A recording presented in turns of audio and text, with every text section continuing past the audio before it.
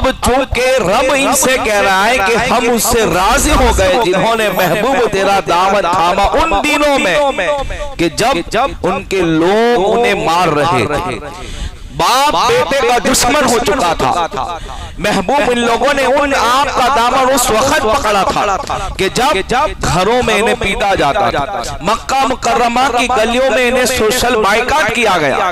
کہاں گیا جب ان لوگوں نے اسلام لائے وہ مہاجرین لوگ جنہوں نے ہجرت فرمائی، ان میں کون ہے؟ سیدنا صدیق اکبر ان میں شامل ہے، حضرت عثمان غنی ہے، حضرت بلال حبشی ہے، حضرت عمار بن یاسر ہے، حضرت عبداللہ ابن مسعود ہے، حضرت عمار، حضرت سمیہ رضی اللہ تعالیٰ عنہ ہے۔ یہ وہ لوگ تھے جنہوں نے اسلام قبول کیا۔ اللہ کا قرآن کہتا ہے اللہ ان سے راضی ہے، وہ اللہ سے راضی ہے، ان کے لیے تیار کر رکھی ہے اللہ نے وہ جنت جہاں نہریں ہیں، جہاں باغات ہیں۔ ذالک الفوز العظیم، وہی کامیاب لوگ ہیں جنہوں نے محبوب تمہارا دامن ان لوگوں کے اندر، تمہارا دامن اس وقت تھاما تھا کہ جب ان پر مصیبتوں کے پہاڑ توڑے جا رہے تھے۔ عزیزان محترم، صحابہ کرام کون ہوتے ہیں؟ صحابہ کرام کی جماعت کون ہوتی ہے؟ آج دیکھ لے، اہل بیت پاک کے نام پر، حضرت مولا کائنات کے نام پر، کربلا کے واقعے کے نام پر صحابہ کرام اور صحابیات کی گستاخی کی جاتی ہے۔ حضرت امیر معاویہ رضی اللہ تعالیٰ عنہ یا حضرت عمر بن عاص ہو، حضرت سفیان رضی اللہ تعالیٰ عنہ، ہاں ایک وقت تھا کہ جب وہ لوگ اسلام کے خلاف آئے تھے، لیکن جس نے لا الہ پڑھ لیا، حضور کا دامن پکڑ لیا، اللہ ان کی ساری پچھلی جو بھی معاملات تھے اللہ اسے معاف فرما دیتا ہے۔ میرے پیارے آقا علیہ السلام کے پیارے دیوانوں، صحابہ ہوتے کون ہیں؟ ایک اہل بیت پاک کہ جو حضور کے خاندان کے، ان کو اہل بیت کہا گیا۔ اہل بیت میں بھی کون ہے؟ لوگ اس میں بھی ڈنڈی مارتے ہیں۔ اہل بیت میں حضور کی جتنی بھی ازواج ہے وہ اہل بیت میں ہے۔ سید عائشہ اہل بیت میں ہے، حضور کی اولاد اہل بیت میں ہے۔ صحابہ کون ہوتے ہیں؟ صحابہ کی شان کیا ہوتی ہے؟ التائبون العابدون الحامدون، ان آیتوں میں اللہ ان کی شان بیان کرتا ہے۔ كنت امة اخرجت للناس تأمرون بالمعروف، یہ آیت کریمہ میں صحابہ کی شان بیان کی گئی۔ صحابی ہوتا کون؟ جگہ خالی آگے تھوڑے کہ جس نے حضور کی صحبت پائی، حضور کو ایک نظر دیکھا ایمان کی حالت میں اور اسی ایمان پہ رخصت ہو گئے، وہ صحابی ہے۔ نماز سے کوئی صحابی نہیں بنتا، نمازی بن سکتا ہے۔ حج کرنے سے حاجی بن سکتا ہے، صحابی نہیں بن سکتا۔ صحابی کا وہ عمل جس نے مصطفیٰ جان رحمت کو دیکھ لیا وہ اتنی بڑی نیکی ہے، فرمایا سب سے بڑی نیکی وہ ہے کلمہ پڑھنے کے بعد جس نے سرکار کو دیکھ لیا وہ سب سے بڑی نیکی ہے۔ وہ عبادتوں میں نماز ہو، روزہ ہو، حج و زکات ہو، ان سب سے بڑی نیکی یہ ہے کہ اس نے ایمان کی حالت میں سرکار کو دیکھا۔ ایک صحابی تو ایسے جنہوں نے ایک بھی سبحان اللہ نہیں کہا۔ ہم عمل کی بات کرتے ہیں، صحابی عمل سے نہیں بنتا، صحابی سرکار کی نظر سے بنتا ہے۔ عمل سے تو کوئی اور بنتے ہیں، عمل سے ہم بنتے ہیں، نیک بنتے ہیں، ولی بنتے ہیں۔ عمل سے صحابی نہیں بنتا، نظر سے صحابی بنتا ہے۔ ایک غزوات میں ایک ایمان لانے والا نوجوان ایمان لایا، شرف صحابیت حاصل ہو گیا، اسی جنگ میں شہید ہوئے، کوئی نماز نہیں ہے، کوئی روزہ نہیں ہے، پتہ یہ چلا سب سے بڑا مرتبہ مقام صحابیت ہے، عمل سے نہیں نظر سے بنتا ہے۔ جو سرکار دیکھ، جس کو سرکار دیکھے، سرکار کو وہ دیکھے، ایمان کی حالت ہو، ایمان پہ رخصت ہو جائے، وہ صحابی ہوتا ہے۔ اب یہ بتائیے کہ جو نابینا تھے، جن کی آنکھ نہیں ہے، صحابی بنتا کیسے ہے؟ ڈیفینیشن سمجھ لے، کیا مطلب؟ کہ جنہوں نے حضور کو دیکھا، اچھا خواب میں بھی دیکھا، ہمارا علماء فرماتے خواب میں دیکھنا نہیں، خواب میں جس نے حضور کو دیکھا بڑی سعادت کی بات، بہت قسمت والا، لیکن صحابی نہیں ہو سکتا۔ خواب میں دیکھنا اور ہے، روبرو دیکھنا اور ہے۔ جس نے سرکار کو ایمان کی حالت میں دیکھا ایمان سے گئے، لیکن جن کی آنکھیں نہیں تھی، مثال کے طور پر حضرت عبداللہ ابن مکتوم مؤذن رسول تھے، اتنا بڑا مرتبہ کہ مسجد نبوی شریف میں امامت کے سرکار نے اذان کے لیے مقرر کیا تھا، اور جس وقت میرے آقا کسی جنگ میں تشریف لے جاتے تو سرکار کے مصلی امامت پہ کھڑے ہو کے نماز بھی فرماتے تھے، امامت بھی فرماتے تھے، لیکن جن کی آنکھیں نہیں تھی تو پھر وہ کیسے؟ تو اب اس کا جواب یہ ہے کہ جن کی آنکھیں ہیں، میں کہتا ہوں عبداللہ ابن مکتوم صحابی تھے، آنکھیں نہیں تھی لیکن دل روشن تھا، دل کی آنکھیں روشن تھی۔ کہاں جو صحابی ہیں وہ آنکھ سے دیکھے، جن کی آنکھ نہیں ان کا کیا؟ کہاں کہ جن کی آنکھ نہیں وہ بھی صحابی، مطلب کہاں جنہوں نے سرکار پر ایمان لائے حیات میں، حضور کی گیدرنگ میں رہے، حضور کی صحبت اختیار کی، بھلے آنکھ نہیں تھی پھر بھی وہ صحابی ہوگا۔ وہ ایمان شرط، اس کے بعد دیکھنا، نہیں دیکھ سکتا تو صحبت، باقی وہ اسے کرنے نے صحبت اختیار نہیں کی، گیدرنگ میں نہیں آئے، لمحہ گزارا نہیں، دیکھا نہیں، لیکن تابعین ضرور ہے، صحابی نہیں کہہ سکتے۔ عبداللہ ابن مکتوم کی آنکھیں نہیں تھی لیکن چونکہ سرکار کی صحبت اختیار کی، ایمان لائے، پھر بھی انہیں صحابی کہا جائے گا۔ میرے آقا علیہ السلام ارشاد فرماتے ہیں، اے لوگوں میرے صحابہ پہ تان نہ کرو، میرے بعد فرمایا آسمان کے ستارے آسمان کے لیے امن ہے، میرے صحابہ میرے بعد تمہارے لیے امن ہے۔ اس لیے سرکار فرماتے اصحابک النجوم فبأیہم اقتدیتم، میرے صحابہ ستاروں کی مانند ہے، جس کی بھی پیروی کرو گے ہدایت پا جاؤ گے۔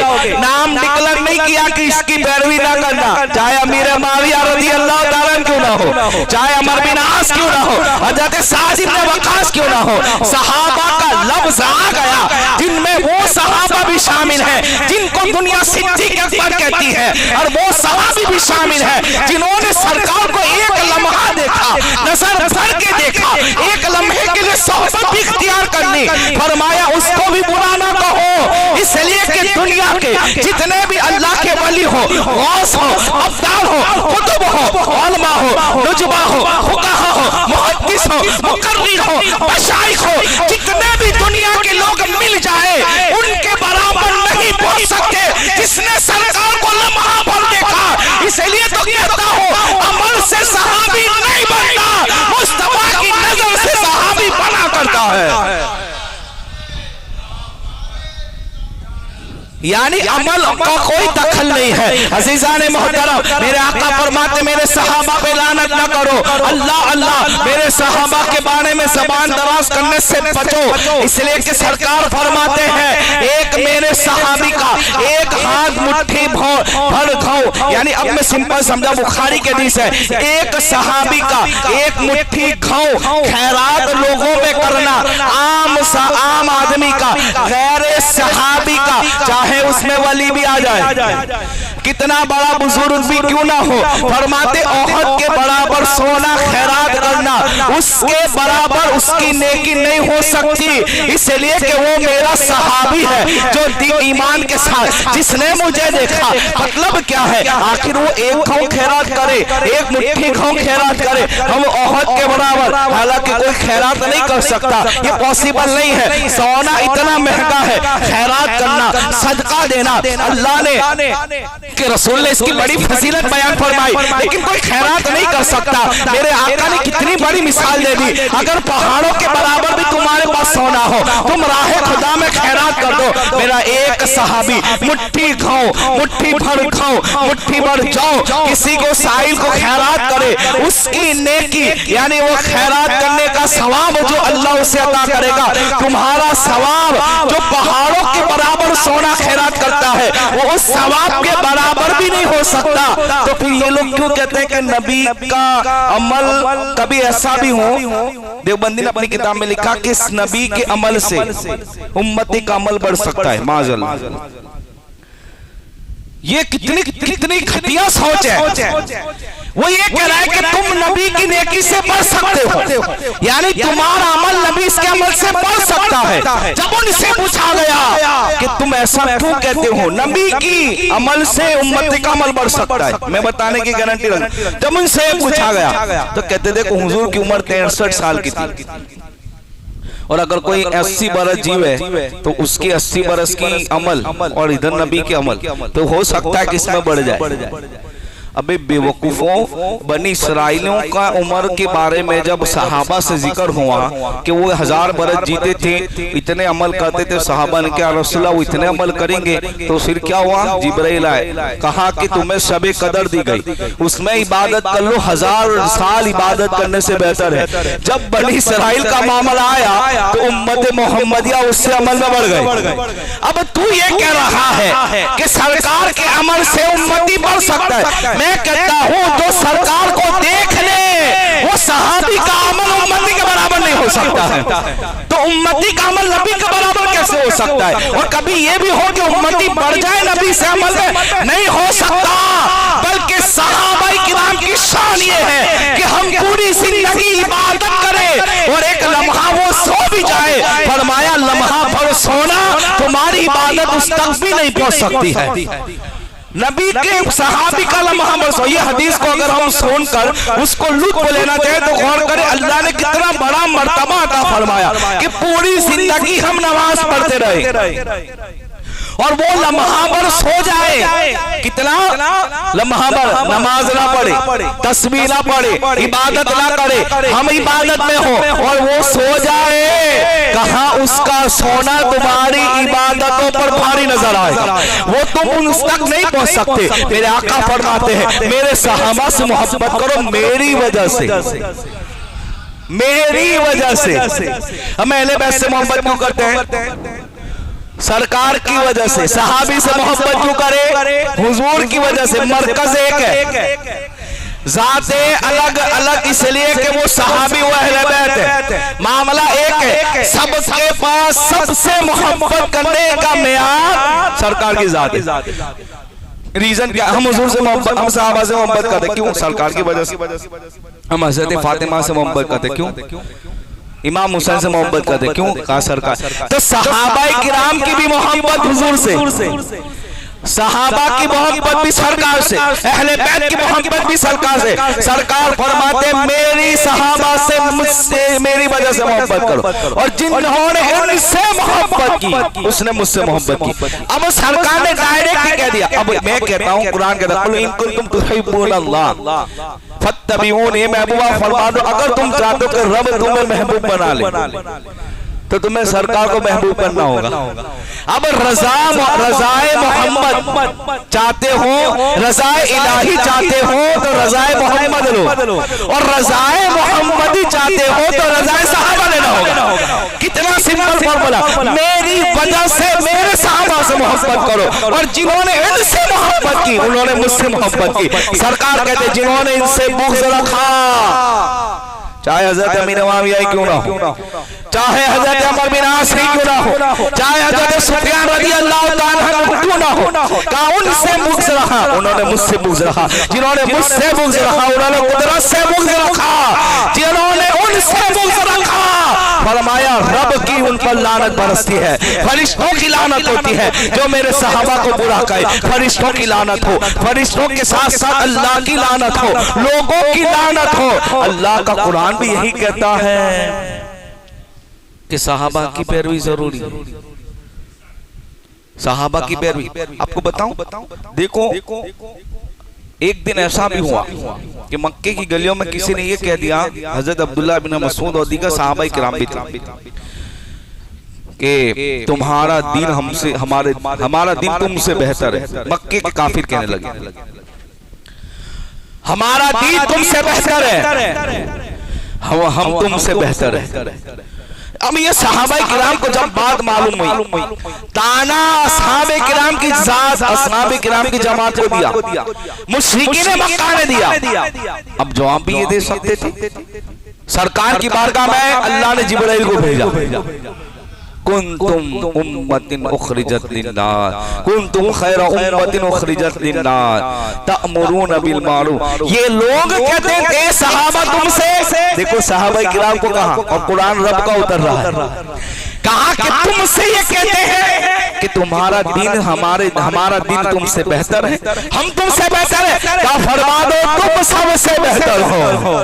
اللہ کا قرآن صحابہ کرام کے ڈیفینس میں اتر رہا ہے اور یہ کہہ رہا ہے اگر تم لوگ یہ کہتے ہو کہ ہم تم سے بہتر ہے, کہا نہیں یہ میرے نبی کے صحابہ, قرآن سنا دو, کنتم خیر امت اخرجت للناس تأمرون بالمعروف, تم سب سے بہترین لوگ ہو, اس لیے کہ تم نیکی کی حکم دیتے ہو, برائی سے روکتے ہو, وَتَنْهَوْنَ عَنِ الْمُنْكَرِ وَتُؤْمِنُونَ بِاللَّهِ. اللہ نے قرآن کی آیت کریمہ نازل فرمائی اور صحابہ کرام کی جماعت کو بہترین جماعت کیا. جب تک میرے آقا علیہ السلام نے ایمان کا دعوت دی, وہی تو صحابہ کرام تھے جو سرکار کے ساتھ کھڑے ہوئے تھے, دین پر استقامت دکھائی تھی. جب جو ہے ظلم اور زیادتی کو برداشت کر کر مکہ مکرمہ کی گلیوں کے اندر اپنے ماں باپ کو چھوڑا تھا, اپنے بھائیوں کو چھوڑا تھا, خون کے ریلیشن کو کٹ کیا تھا, اپنے خاندان کے ساتھ رشتوں کو توڑ دیا تھا, اور میرے آقا کی معیت کے اندر, میرے مصطفیٰ کی صحبت کے اندر انہوں نے اپنی زندگی گزاری تھی. اس لیے آج دنیا اگر صحابہ کرام کو فراموش کرنے کی بات کرے, دین نہیں بچے گا. اس لیے دین پہنچایا صحابہ نے. دین کس نے پہنچایا؟ سرکار فرماتے ہیں اپنے صحابہ کے بارے میں کہ میرے صحابہ نمک کی مانی دیں. کتنی پیاری مثال دی. سرکار فرماتے ہیں اے میرے, حضرت انس بن مالک فرماتے ہیں, مشکات کی حدیث ہے, سرکار میری امت میں میرے صحابہ کی مثال نمک کی مانی دیں. کھانا کتنا بھی مہنگا بناؤ, نمک نہ ڈالو. کھانا ٹیسٹی ہوگا نہیں ہو سکتا. کھانا کتنا بھی لذیذ ہو, نمک نہ ہو اچھا لگے گا. کھانا کتنا ہی مہنگا کیوں نہ ہو, نمک نہ ڈالو اچھا لگے گا. ایک طرف ہے ہزاروں کی ڈش جس میں نمک نہیں, ایک طرف ہے 50 روپے کی ڈش جس میں نمک ہے. آدمی وہی کھائے گا جو 50 والی نمک والی ہوگی, ہزاروں کو اگنور کرے گا. وجہ یہی ہے کہ نمک ہی کھانے کے حسن کو, ٹیسٹ کو بڑھاتا ہے. میرے آقا فرماتے ہیں میری امت میں میرے صحابہ کی مثال نمک کی مانی دے, اس کے بغیر کچھ ہی نہیں ہو سکتا. میں کہتا ہوں دین بچے گا ہی نہیں. اس لئے کہ قرآن کس نے جمع کیا, حدیث کس نے پہنچائی, ہم تک رسول اللہ کا دین کس نے پہنچایا. بدر اور احد کی جنگ میں کون کھڑے ہوئے تھے, اللہ اکبر. احد کی جنگ ہو, بدر کا میدان ہو, صحابہ یہی تو کہتے نظر آتے تھے. ہم موسیٰ علیہ السلام کی قوم کی طرح نہیں کہ یہ کہتے آپ جائے آپ کا رب جائے, ہم نہیں آئیں گے. کہتے ہیں آقا جب تک جسم میں جان ہے ہم آپ کے نام پہ قربان کرتے چلے جائیں گے, ہم دین کے لیے لڑتے چلے جائیں گے. یہ صحابہ کرام ہی کی تو ذات تھی جنہوں نے اتنی محنت کر کے دین پہنچایا. روایتوں میں آیا ہے 22 صحابہ, 1.25 لاکھ صحابہ کرام کا مجمع تھا, لیکن آج جنت البقیع میں 10,000 صحابہ آرام کر رہے ہیں. دوسرے کہاں گئے تو کہاں کہنے والے کہتے ہیں وہ لوگ پوری دنیا میں پھیل گئے. کوئی افریقہ کے خانہ تک گیا, کوئی ایشیا تک گیا, کوئی یورپ تک گیا, کوئی ترکی تک گیا, کوئی چین تک گیا. وہاں جا کر انہوں نے دین کو پھیلایا, گھر بار بھی چھوڑ دیا تھا. وہی تو صحابہ کرام تھے جنہوں نے اپنے خون سے دین کو سینچا تھا. صحابہ کرام ہی کی تو ذات تھی. اللہ اکبر. میدانوں میں نکلتے تھے, جان ہتھیلی پر رکھ کے نکلتے تھے, اللہ کے رسول پہ جان قربان کرتے تھے. وہ یہ چاہتے تھے کہ ہمارا خون تو نکل جائے, حضور کو آنچ نہ ہے. سرکار کا خون نہ بہے، اس لیے صحابہ کرام کی قربانی کو یاد رکھنا ہوگا۔ یہ ٹاپک اس لیے میں نے آج چھیڑ دیا کہ صحابہ کرام کا مقام و مرتبہ تو ہمیں پتہ چلے۔ اب آئیے ایک حدیث بیان کرتا ہوں۔ میرے آقا ارشاد فرماتے ہیں کہ قیامت کے دن ندا دینے والا ندا دے گا۔ یہ جتنے لوگ ہیں جو صحابہ کرام پہ تان کرتے ہیں، اہل بیت کی فضائل اپنی جگہ، ہم اہل بیت کو بھی بیان کرتے ہیں، لیکن جب موقع آئے تو صحابہ کرام کی بھی شان بیان ہونی چاہیے، صحابہ کرام کا مرتبہ لوگوں میں ظاہر ہونا چاہیے۔ عزیزان محترم، میرے آقا فرماتے ہیں ندا دی جائے گی کہ حضور کا یار کہاں ہے؟ کہا جائے گا ابو بکر صدیق کہاں ہے؟ وہ حاضر ہو، کہا جنت کے دروازے پہ کھڑے ہو جاؤ، کہو زور سے سبحان اللہ، جنت کے دروازے پہ کھڑے ہو جاؤ اور اجازت تم جس کو دو گے ابو بکر۔ کتنا بڑا مرتبہ ہے، میں کہتا ہوں مرتبہ ملا کیسے؟ تو جو سرکار کا ہو گیا جنت اس کی ہو جاتی ہے۔ یہاں میرے آقا کی تو ذات ہی ہے، لوگ کہتے ہیں حضور کی شفاعت نہیں کام آئے گی، میں کہتا ہوں ابو بکر صدیق نہ چاہے تو جنت میں کوئی داخل نہ ہو جو رسول اللہ کو شفیع نہیں مانتا، میں کہتا ہوں تمہیں کام بھی نہیں آئے گی، لیکن جو یہ مانتا ہے فقط اتنا سبب ہے انہیں قاطع بسم بحشر کا کہ ان کی شان محبوبی دکھائی جانے والی ہے۔ اس لیے کہ شفاعت مصطفیٰ ہو، ابو بکر صدیق کی شفاعت ہو یا فاروق اعظم کی شفاعت ہو، یاد رکھنا ہم انسان ہیں، ہم خطاکار ہیں، ہم گنہگار ہیں، ہمارا عمل اتنا پاورفل نہیں ہے کہ ہم جنت کے کنڈی بھی پکڑ سکے، لیکن ہاں جب ان یاروں سے محبت کرتے ہیں، میرے آقا فرماتے ہیں جن کو اللہ جس سے بھلائی کا ارادہ کرتا ہے میرے صحابہ کی محبت اس کے دل میں ڈال دیتا ہے۔ اب جس کے دل میں صحابہ کی محبت نہ ہو وہ سینہ خالی ہے، رب جس سے بھلائی کا ارادہ چاہتا ہے اس کے دل میں میرے صحابہ کی محبت ڈال دیتا ہے۔ حدیث کو سنیں، ابو بکر صدیق سے کہا جائے گا اب آپ چاہو جس کو چاہو جنت میں داخل کر دو۔ پھر کہا جائے گا عمر کہاں ہے؟ کہا آپ میزان کے پلوں پہ کھڑے ہو جاؤ، جس کا چاہو توجہ، ایک عقیدے کی بات، جس کا چاہو عمل بنا لو، عمل گھٹاؤ۔ یہ کہتے ہیں نبی نقصان نفع کے مالک نہیں، میں کہتا ہوں جو غلام ہیں ان کی یہ شان کہ وہ چاہے تو نفع پہنچائے، وہ چاہے تو خسارے میں لے آئے۔ کہتے حضرت عمر کو رب یہ شان عطا فرمائے گا، میزان پہ کھڑے ہوں گے، جاننے کیا تولی جائے گی، جہاں اعمال تولے جائیں گے، جہاں گناہ تولے جائیں گے، کہاں وہاں کھڑے ہو کر انہیں یہ کہا جائے گا تم جس کو چاہو۔ پھر جو حضرت عمر کی شان بیان کرے، ان کی شان سن کر سبحان اللہ کہے، سمجھ لو اس سے محبت کرتا ہے۔ جو ان کا دین مناتے ہیں، جو ان کی فضیلت بیان کرتے ہیں، بتاؤ میزان کے اوپر وہی تو کام آئیں گے جن کے ہم فضیلتوں کے خطبے پڑھتے ہیں۔ فرمایا اللہ ان کو یہ شان عطا فرمائے گا۔ پھر کہا جائے گا عثمان غنی کہاں ہے؟ کپل صراط پہ کھڑے ہو جاؤ، ہاتھ پکڑو جس کو چاہے پار کرا دو۔ یہ طاقت و قوت، میں یہ کہتا ہوں نبی نقصان نفع کے مالک نہیں، میں کہتا ہوں یاروں کی یہ شان ہے کہ وہ جس کو چاہے نفع پہنچا دے اور جس کو چاہے مصیبت دور کر دے۔ اب مصیبت رب دور کرتا ہے، میں کہتا ہوں اللہ ہی دور کرتا ہے، لیکن ذریعہ بندے ہوتے ہیں۔ ذریعہ خدا واقع خدا کا رسول ہوتا ہے، نبی کے صحابی ہوتے ہیں، رب ہی میں مدد کرتا ہے۔ لیکن جب پریشانی آتی ہے، بتاؤ جہنم سے بڑی تکلیف کوئی بات ہے؟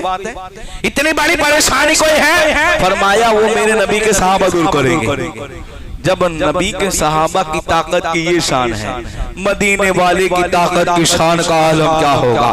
جب ان یاروں کی شان یہ ہے، آقا کی شان عظمت کی، آقا کی جو ہے دافع بلا والی شان کا عالم کیا ہوگا؟ حضرت عثمان غنی سے کہا جائے پل صراط میں آپ کھڑے ہو جائے، جس کو چاہے پار کرا دے۔ پھر آئے علی کہاں ہے؟ کہاں حوض کوثر پہ آ جائے، جس کو چاہے پیانی پلائے اور جس کو چاہے پیاسا رکھے۔ یہ شان اللہ نے میرے نبی کے صحابہ کرام کو عطا فرمائی۔ ایک حدیث اور سنے، میرے آقا فرماتے ہیں یہ حدیث میں فرسٹ ٹائم زندگی میں بیان کر رہا ہوں، اس کو سنیں، درود شریف پڑھے، اللہم صلی علی۔ آقا فرماتے ہیں میں سخاوت کا شہر ہوں، میں سخاوت کا، اور حضور کی سخاوت کیا ہے؟ حضور کی سخاوت کیا ہے؟ سخاوت کیا ہے؟ جہاں بانی عطا کر دے، بری جنت نبی مختار کل ہے، جس کو جو چاہے کوئی جنت دینا دے دی، یہ چاہیے دے دیا، صداقت چاہیے دے دی، شجاعت چاہیے دے دی، بہادری چاہیے دے دی۔ حضور کے یہاں سب تھا، نا کا لفظ نہیں تھا، یہ بڑی پیاری بات۔ حضور نا کسی کو نہیں کہتے تھے۔ ایک بار کسی نے، ایک خاتون نے چادر، یہ حدیث بخاری کی حدیث ہے، ایک خاتون نے چادر اتنی خوبصورت بن کے دی، سرکار نے زیب تن کی، اب حضور تو تھے اتنے خوبصورت کہ حضور کا چہرہ اتنا حسین تھا کہ سرکار مسکرائے تو نور کی کرنیں نکلتی نظر آتی تھی، چاند کی روشنی میرے مصطفیٰ کے مکھڑے کے سامنے پھیکی نظر آتی تھی، وہ چہرہ مصطفیٰ تھا، اتنے حسین۔ ایک صحابی کھڑے ہوئے، آقا چادر مجھے چاہیے، حضور پاس ایک چادر تھی۔ ابھی ہم ہوں، ہم کہ بھئی ایک جوڑی کپڑے، ابھی اس کو اتاروں گا تو پہنوں گا کیا؟ سرکار نے دے دی، اپنے حجرے میں چلے گئے، سرکار نے دے دی حجرے میں، کوئی حدیث، کوئی واقعہ، کوئی تاریخ یہ نہیں کہ کسی نے یہ کہا کہ سرکار کے پاس کوئی آیا اور حضور نے نہ دیا، حضور نے دے دیا، حضور نے دے دیا، جو بھی مانگا کافروں اپناؤں سب آئے دے دیا۔ اب وہ چلے گئے، سرکار چلے گئے، تشریف لے گئے، ایک ہی چادر تھی اتار کے دے دی۔ وہ صحابی کوئی معمولی صحابی نہیں ہے، مالی اعتبار سے بھی سٹرونگ ہے، ایسا نہیں کہ غربت تھی، نہیں تھے کپڑے۔ اس ہستی کا نام حضرت عبد الرحمن بن عوف ہے، صحابہ کرام میں سب سے امیر صحابی، کہ جب آپ کا وصال ہوا تو پاوڑے سے سونا اکھڑا رہا گھر میں سے، اتنا سونا تھا، اتنے امیر۔ سب نے کہا کہ آپ نے لے لی، حضور کے پاس نہیں، تو آپ نے کہا کیا میں اس لیے لے رہا ہوں کہ میرے پاس نہیں؟ اب عقیدہ سنو، کیا میں اس لیے لے رہا ہوں کہ میرے پاس نہیں؟ کیا میں اس لیے لے رہا ہوں کہ میں اس کے لیے، مجھے اس کی حاجت ہے؟ کہا نہیں، یہ دنیاوی حاجت کے لیے نہیں لیے، یہ اخروی حاجت کے لیے۔ کہا کیا مطلب؟ کہتے ہیں جب میں مروں تو سرکار کے جسم مبارک سے چونکہ یہ ٹچ کر گئی ہے تو میرا کفن دینا تو اسی چادر سے ہی کفن دینا، اس لیے کہ یہ چادر مجھے آگ سے میری حفاظت فرمائے گی۔ عقیدہ پتہ چلا، اس حضور کی شان۔ سرکار کیا کہتے ہیں؟ میرے سخاوت کا شہر ہوں، ابو بکر صدیق اس شہر کا دروازہ ہے۔ اب سرکار صدیق اکبر کی سخاوت کا کیا کہنا؟ جب حضرت بلال کی بات آئی خریدنے کی، چونکہ کل عرس ہے حضرت بلال کا، اس لئے ان کے بعد تھوڑا تذکرہ ہو جائے، حضرت بلال کو خریدنے کی بات آئی، سرکار نے اظہار کیا کہ کیوں نہ ہم دونوں مل کے خریدے۔ سرکار نے کیا کہا؟ ہم دونوں اپنے مال سے خریدے۔ ابو بکر صدیق گئے اور فوراً کتنی قیمت؟ تو کہا جتنی میں ملتے تھے حبشی غلام سے 10 گنا زیادہ کا دی۔ کہا یمن کا غلام چاہیے، خوبصورت کا دیا، کہا اس کی بیوی چاہے گا وہ بھی دے دی۔ کتنا مال دیا؟ امیہ بن خلف کہتا ہے ابو بکر صدیق میں تجھے بہت بڑا تاجر سمجھ رہا تھا، آج تو نے گھاٹے کا سودا کیا ہے، آج تو نے خسارے کا سودا کیا ہے۔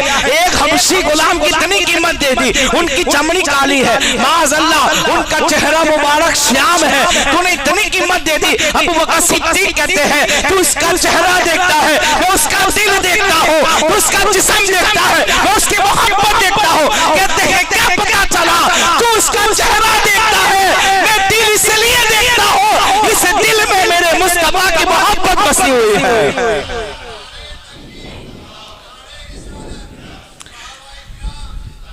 یہ ہے سخاوت صدیق اکبر، اللہ اکبر۔ اور آگے چلے میرے آقا ارشاد فرماتے ہیں میں شہر ہوں سخاوت کا، ابو بکر صدیق اس کا دروازہ ہے، میں شجاعت کا شہر ہوں، عمر اس کا دروازہ ہے۔ آقا فرماتے ہیں میں حیا کا شہر ہوں، عثمان میرا حیا کا شہر کا دروازہ ہے، اور میں علم کا سمندر ہوں، میں علم کا شہر ہوں، علی اس کا دروازہ ہے۔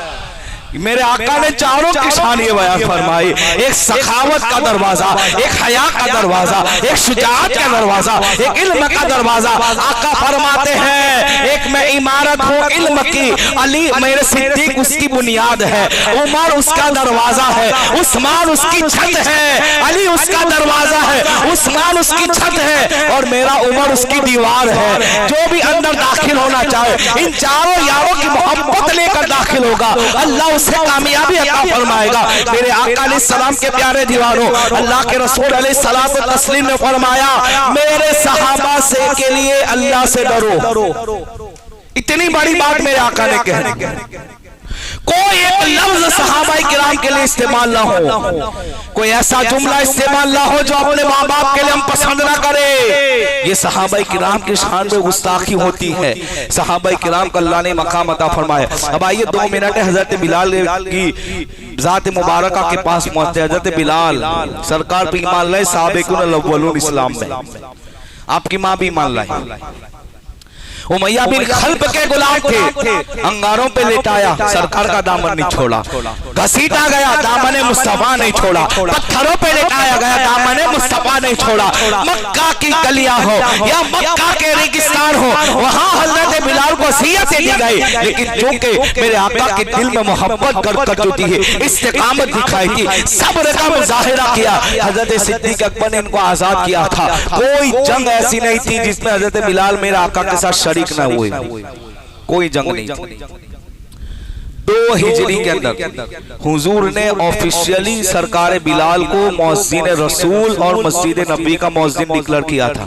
ویسے تو 4 مؤذن تھے مسجد نبی کی، ام مکتوم بھی تھی، حضرت بلال بھی تھے، لیکن باقاعدہ اذان کی ذمہ داری سرکار کے زمانے مبارک میں حضرت بلال کو دی گئی۔ اور ایک نئی بات بتاؤں، جب بیت المقدس حضرت عمر کے زمانے میں فتح ہوا، یہ بات سننے لائق ہے، بہت ٹائم ہو گیا لیکن اب سن لے۔ میں سوچ رہا تھا کہ آخری ٹائم میں حضرت بلال کی سیرت بیان کروں، چونکہ کل آپ کا عرس ہے، لیکن چونکہ صحابہ کرام کی شان بیان کرنے میں وقت نکل گیا۔ خیر ابھی ایک بات یہ سن لے، بیت المقدس کی جب سرزمین فتح ہوئی دور عمر کے اندر، تو ہوا یوں کہ پہلی اذان کون پڑھی؟ اس وقت حضرت بلال حبشی صدیق اکبر کے دور میں ہجرت کر کے حبشہ شام چلے گئے، کہا میں مجھے مدینہ میں نہیں رہنا، محبت رسول تھی، کہا اب میں اذان نہیں پڑھوں گا کیونکہ حضور کا چہرہ دیکھتا تھا، وہ رکت تاری ہوتی تھی آپ کو، لیکن اب نہیں دوں گا میں اذان۔ جب فلسطین فتح ہوا، بیت المقدس کی بیت المقدس وہ مسجد جب فتح ہوئی، قبلہ اول، لوگوں نے کہا حضرت عمر سے کہ بلال حضرت بلال کو اسپیشل بلاؤ کہ پہلی اذان تو وہی پڑھیں گے۔ تو مسجد نبوی شریف ہو، مؤذن رسول بلال حبشی ہے، اور بیت المقدس کی جب سرزمین فتح ہوئی، حضرت عمر کو جب صحابہ نے کیا، بلال حبشی نے تو کوئی کہہ دیا تھا میں اذان نہیں پڑھوں گا، لیکن حضرت عمر نے کہا تھا پڑھ دو۔ تو جب فلسطین کی اس مسجد کے اندر قبلہ اول میں بلال حبشی اذان پڑھتے ہیں، صحابہ کرام پہ رکت طاری ہو گئی تھی، صحابہ کرام رو رہے تھے، کہہ رہے تھے مجھے آج مدینہ منورہ کی اذان یاد آ رہی ہے، دور رسالت کی اذان یاد آ رہی ہے۔ جب مکہ فتح ہو گیا، 1,10,000 صحابہ کرام تھے، صدیق اکبر ہو، علی حضرت علی ہو، عثمان غنی ہو، حضرت عمر ہو، یہ جتنے صحابہ تھے، لیکن جب اذان دینے کی بات آئی تو میرے آقا نے کہا کہ اب اذان بھی پڑھے گا تو میرا بلال ہی پڑھے گا، لیکن حضرت بلال کہتے آقا اذان تو اونچی جگہ دی جاتی ہے، میں کہاں کھڑا ہوں؟ تو سرکار نے کہا اب وہاں کھڑا ہوں جس کو کعبہ کہتے ہیں، رب کا گھر کہتے ہیں۔ اس وقت کعبے پہ حضرت بلال حبشی کو کھڑا کیا، پھر آج تک اس جگہ کوئی کھڑا نہیں ہوا۔ آج تک کعبے کی چھت پہ ایک مرتبہ آپ ہی کھڑے ہوئے، پہلی ہی مرتبہ اور آخری مرتبہ بھی انہیں کہہ لے، حضرت بلال حبشی کعبے کی چھت پہ کھڑے ہیں، سرکار بتا رہے تھے ہاں ہاں یہ وہی لوگ تھے جنہوں نے آگ کے انگارے پر لیٹ کر میرے لیے اتنی اذیتیں برداشت کی تھی۔ ابو بکر صدیق ہے، مولا علی سب تھے، لیکن حضرت بلال حبشی کو میرے آقا نے کعبے پہ کھڑا کیا، اور جب توجہ اب یہاں بہت پیاری بات ہے، جب مسجد نبوی میں اذان پڑھتے تھے تو چہرہ کعبے کی طرف ہوتا تھا، اب تو کعبے پہ کھڑے ہیں، چہرہ کہاں کرے، کعبہ تو پیروں کے نیچے ہے، تو کہتے ہیں آقا جب مسجد نبوی میں اذان پڑھتا تھا تو میں چہرہ کعبے کی طرف کرتا تھا، اب کعبے پہ کھڑا ہو چہرہ کہاں کرو، آقا کہتے ہیں میری طرف چہرہ کر کے اذان پڑھ دے، میرا امام کہتا ہے آج یہ آؤ شہنشاہ کا روزہ دیکھو، کعبہ تو دیکھ چکے، کعبے کا کعبہ دیکھو۔